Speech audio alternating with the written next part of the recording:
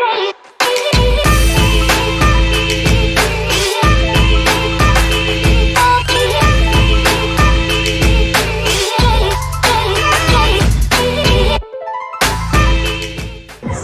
is Charlie Parsons for Boxing Social in association with William Hill and Empire Fight Store. We are out here in Dublin. Eddie's paying homage to the fans who have come out. So it's like a rave in here. Sorry? It's like a rave. Isn't it? Well, you just said to me, I'm very tired. No, I'm a little bit tired. But... Listen, how are you tired? You are 19. You are living the dream. You're flying all over the world. You're at one of the greatest sporting events of all time this Saturday, and you are tired. I'm not complaining. Well, you did. You complained to me off camera. Not complain. It's just like I'm tired. I'm here. I move. We got the music banging. You're turning 20 this week. Actually, remember that's quite nice. Friday, isn't it? There you go. We're going to do something special. We're going to, at the weigh-in, before we bring the fighters on, we're going to welcome Parsons to the stage for his 20th birthday. And you've got to down a pint of Irish Forge Stout. Yeah? Yeah, I'm on that. The journos will be hating every second. The 0% one, because you have absolutely no game. Banter. Let's get into it. We're here for Taylor Cameron, the open workout. The public are here. Someone just said to me, I'm surprised that... See you. Yeah, in a minute I'll come up. Yeah. Hey, mate. Yeah. No paparazzi. They have come out in full force. Someone just said to me they were surprised with how many people come out. I'm not. Katie Taylor is a star here, and this Saturday she has her opportunity to fight and get that homecoming. It is going to be unbelievable. I mean, an unbelievable card. The ironic thing here is it's kind of like we're doing it the wrong way round. With everything she achieved, with everything that she's done, this is probably something we should have done for her debut, or certainly for her first world title fight. But we're doing it in the prime of her career, in the biggest fight of her career, the toughest fight of her career, and it is going to be absolutely wild on Saturday night. Conor McGregor. Now, we had to hold it a little bit. It did end up going out, but the news, and there's even more news this morning. So, Forge In, or Conor's brand, have sponsored the event, and then there's another sponsor on top, I believe, one of Conor McGregor, another...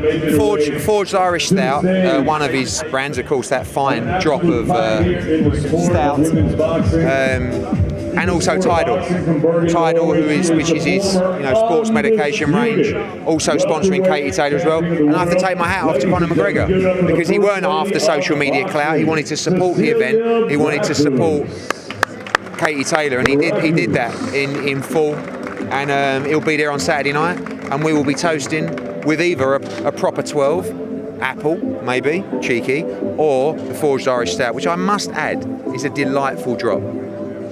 If not both? We'll see. I don't really drink anymore, Parsons.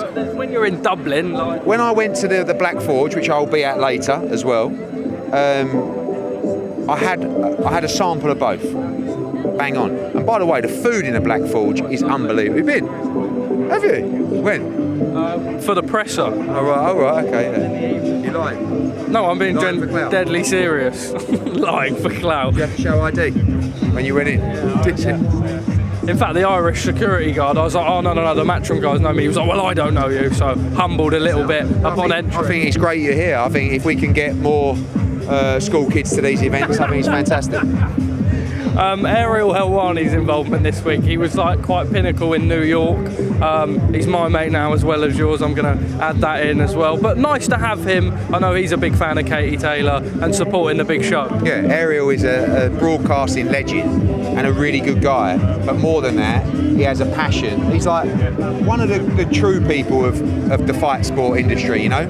Like, he's not slippery.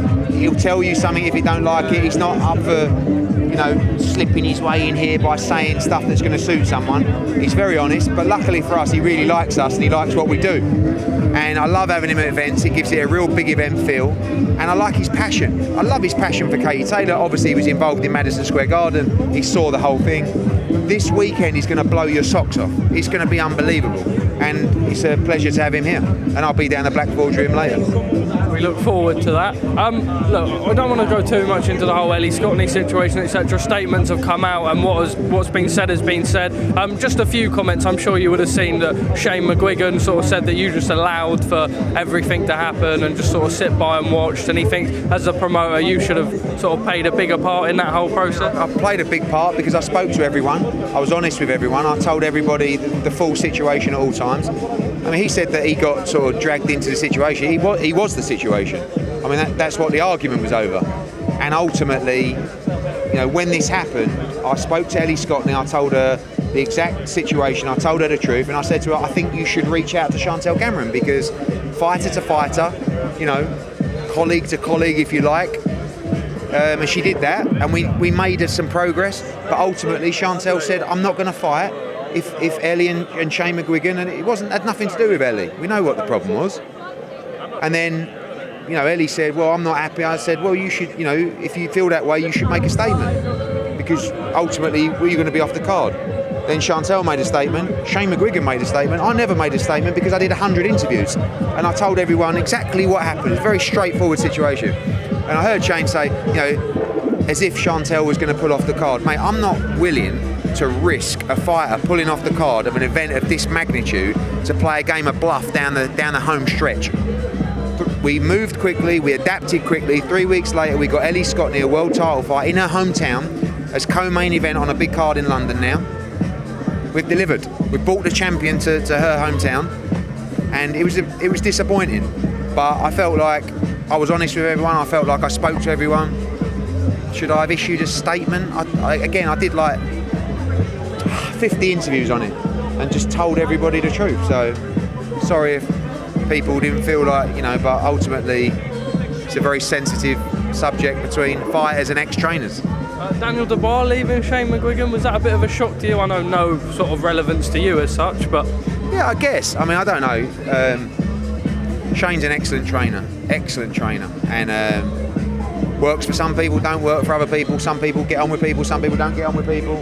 Obviously, Caroline Dubois there, she's a great fighter as well, and, you know, I don't really know the ins and outs of it. First bid's upcoming for Dubois Usyk. Is that, you know, something you still may be intending to bid? Don't listen. You hear things, don't you? I'm hearing though that fight's not going ahead, that purse bids aren't going ahead, and maybe that was a reason around the whole thing. I don't know, but I don't believe that Usyk and Dubois is happening. Are you worried that maybe Usyk Wilder could be next, and then end up getting in the way of your plans with Joshua Wilder? No, listen. Deontay Wilder's going to do what he does, and if he gets a shot at the world title, you can't blame him for having a pop at that. But obviously, the money is much bigger for the AJ fight. I think Usyk just peppers. You know, one thing I just want to say is that people talk about, when you talk about Anthony Joshua, when Usyk got made mandatory to AJ, not once did we ever question the fight, right? We never said, Jesus, he's good, he's undisputed cruiserweight champion, he's Olympic gold medalist,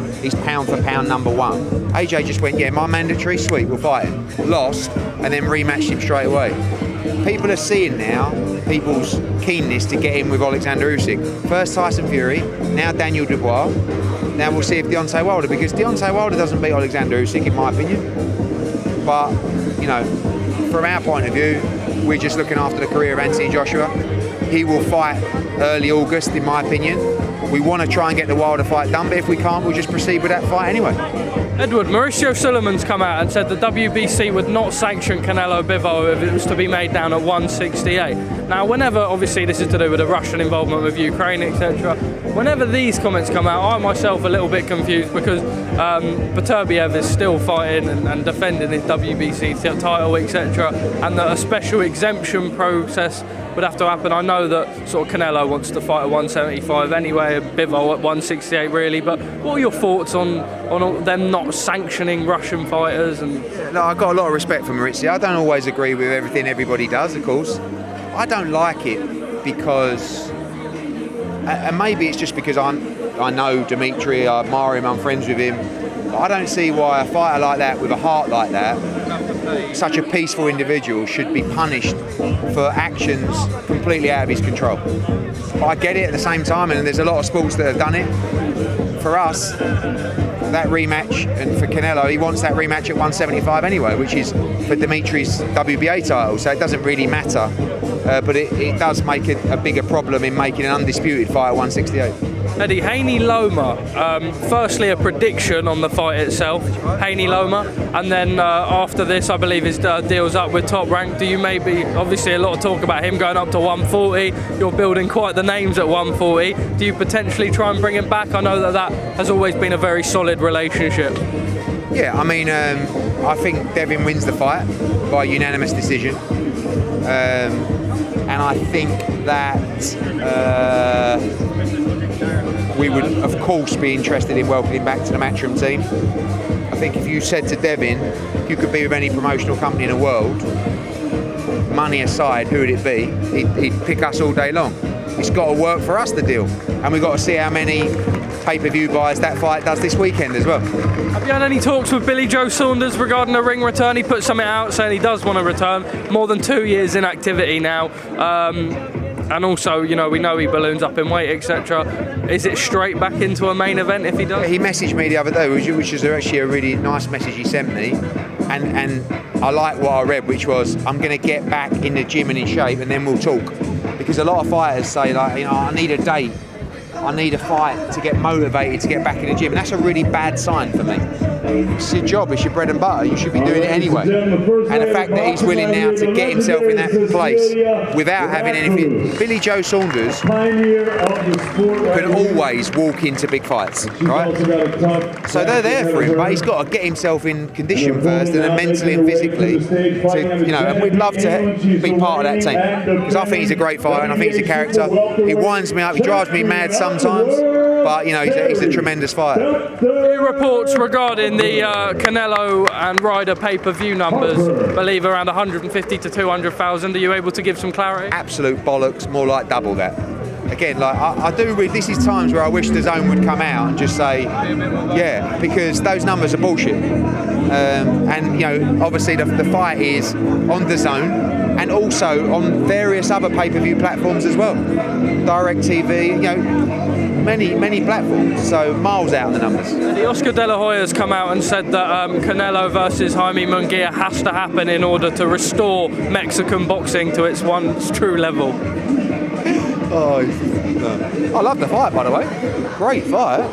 But finally, I mean, look, Derevenchenko's coming off about 3 defeats, but it's still a much better fight than Jaime Munguia's ever been in, or been in recently.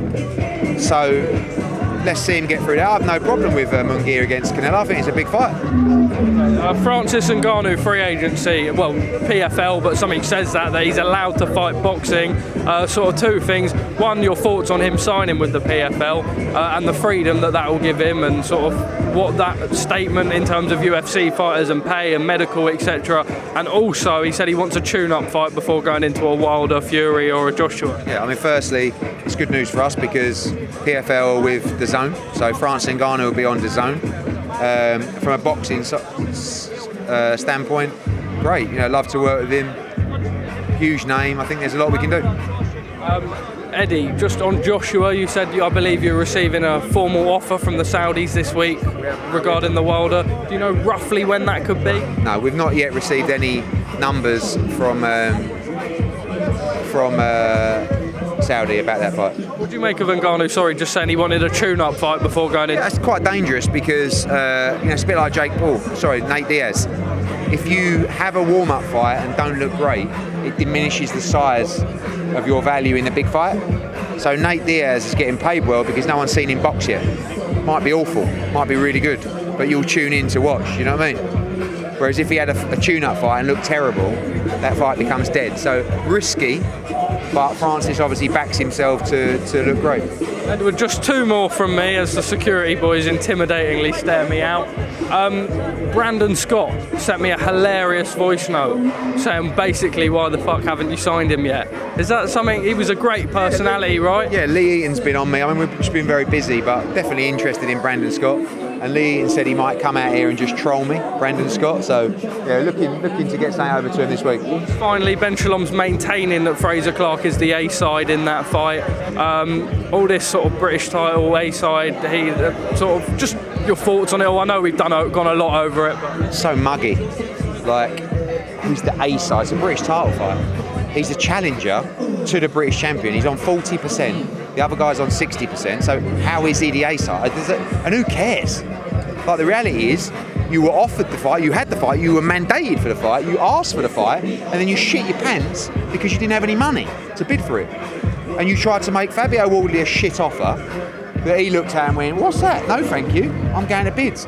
And then you tried to make out that it was because you were not ready. But why are you making offers if you're not ready for the fight? Look, I mean, it's like, it's car crash stuff, but let's just move on, eh? I mean, otherwise it's going to be so painful. Like, you know, it's embarrassing for Fraser Clarke. And I like Fraser Clarke, but he's gone into hiding. Like, you imagine a situation where you're, 5 or 6 fights in and you've had to come off social media because you're getting so much stick about pulling out of a fight. It's not even his fault. But if I was Fraser Clarke, I'd be saying to people, can you shut up now? You're making me look so bad, you're ruining my credibility. I'm having to come off social media, that's how bad it is. You're supposed to be backing me. I wanted that fight. You're supposed to deliver that fight for me. I was going to get massive money for that fight, and you took it away from me. You slags. Eduardinho, thank you very much.